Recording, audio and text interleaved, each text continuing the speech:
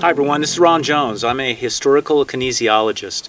That means I study the history of physical education and movement, and also the culture and the philosophy of civilizations over time, because physical education and the physical culture always factor in to longevity and the accumulation of power and wealth as well.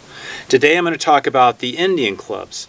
And as the story goes, and many sources will cite, they're thousands of years old, up to 5,000 years, some sources will say. They originated in the Persia area of the world, which is really the center of our universe, if you think about it. That's where things basically got started with recorded history.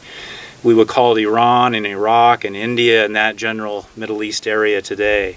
These are very small clubs. They're 1-pound clubs I got from my friend Jack Gillen in Hawaii.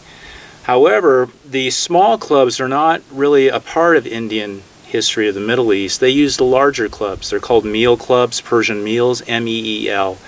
And what happened is when the British went over to take over that area of the world many generations ago, they noticed the Persian wrestlers and their athleticism and how strong they were and how agile they were with movement. And of course, you know, they're occupying the land and they want that same kind of physicality for military control purposes, but they couldn't handle the weight. Of course, this has been developed over generations in the Middle East with the wrestlers and warriors. So what they did is they adapted the clubs and they made them a lot smaller, and they brought that back to the UK. And it's that version of the clubs that came over to America in the middle 1800s and started our physical culture over here, which was gymnastics based, primarily with Swedish and German influence. However, there were many influences, of course, because there's never one thing or one tool or one country that's doing it.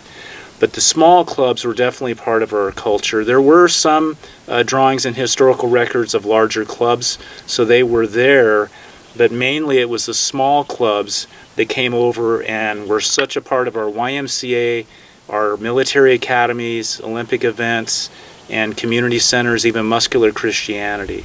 So that's how the small club came about.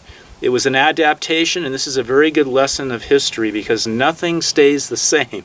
Even though we like things to stay the same, and we can get romantically attached historically to a certain area or a certain type of tool or a certain personality even, for things to move forward, they adapt, they change the culture and the needs of the time.